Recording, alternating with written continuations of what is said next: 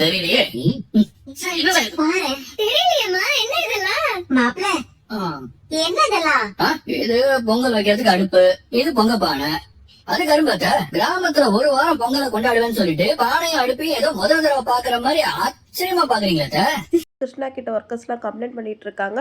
பொருள் வரலன்னா என்ன, பொருள் வர வரைக்கும் வெயிட் பண்ணுங்க, வரும், ஆர்டர் தான் பண்ணியிருக்கோம்ல அப்படின்னு கிருஷ்ணா அலட்சியமாக சொல்லிட்டு ஃபோன் பண்ண போயிடுறாரு. இப்போ காவேரி எதாச்சும் சைட்டுக்கு வந்து பார்த்துட்டு என்ன இது ஒரு வேலையும் நடக்கல அப்படின்னு ஒர்க்கர்ஸ்கிட்ட கேட்கும்போது இதே தான் மேம் கண்டிப்பாக நடக்குது, பொருள் எதுவும் சரியாக வரமாட்டேங்குது, நின்று வேலை பார்க்க வேண்டியதாக இருக்குது அப்படின்னு சொல்லிட்டு கம்ப்ளைண்ட் பண்ணுறாங்க. கிருஷ்ணாவை கூப்பிட்டு கேட்கவும் இல்லை வண்டி ஏதோ ப்ராப்ளம் அதனால தான் லோடு வரல அப்படின்னு சொல்லி சமாளிக்கிறாரு.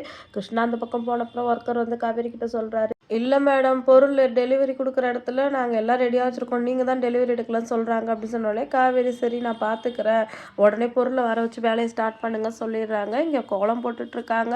பனிமலர் வந்துட்டு என்ன பொங்கலுக்கு கோலம் போடுறீங்களா, வேலையில் ஆரம்பிச்சிட்டிங்களா கேட்க, நைட்டு தான் போடுவோம், கங்கா தான் இப்போ ஃப்ரீயாக தானே இருக்கோம் போட்டு வச்சிடலாம் சொன்னால் தான் போட்டுட்ருக்கோம் அப்படின்னு சொன்னோடனே சிந்து வந்து கலர் அடிக்கிறாங்க. பரவாயில்லையே நீ ஃபாரினில் வளர்ந்த பொண்ணாக இருந்தாலும் இந்த வேலைலாம் பண்ணுறீ அப்படின்னு சொல்லவும், எங்கள் ஊர் இங்கே தேனி தானே, என் பொண்ணுக்கு நான் எல்லாமே சொல்லி கொடுத்துருக்கேன் அப்படின்ட்டு சொல்கிறாங்க. அந்த டைம் பார்த்து ஏதோ ஃபோன் வருது.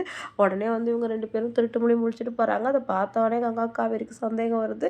இன்னொரு பக்கம் பொங்க பானைக்கு வந்து நல்லா கலர் அடிச்சுட்டு ஃபன் பண்ணிக்கிட்டு இருக்காங்க. எப்படி தான் அதெல்லாம் நீங்கள் பண்ணுறீங்களோ அதை கொடுங்க நானும் பண்ணுறேன் அப்படின்னு சொல்லிட்டு விஜய் வந்து ஆர்வமாக வாங்கி இதெல்லாம் பண்ணிக்கிட்டு இருக்காரு. அதை பார்த்துட்டு சாரதாமுக்கு ஒரே ஹாப்பி தான், விடுங்க மாப்பிள்ள நானே பண்ணிக்கிறேன், நீங்கள் ஏன் கஷ்டப்படுறீங்க அப்படின்னு சொல்கிறாங்க. இல்லைங்க நானும் பொங்கலுக்கு ஏதாவது பண்ண மாதிரி இருக்கட்டும், நானும் கற்றுக்கிறேன்னு வாங்கி விஜய் பண்ணிகிட்டு இருக்காரு. விறகெல்லாம் ரெடியாடா நாளைக்கு பொங்கல் வைக்கிறதுக்குன்னு பாட்டி கேட்குறாங்க. பின்னாடி தான் பாட்டி வச்சுருக்கேன் அப்படின்னு சொன்னாலும் சரி அதை வெட்டி எடுத்து வந்து இங்கே வச்சுடு அப்படின்னு சொல்கிறாங்க.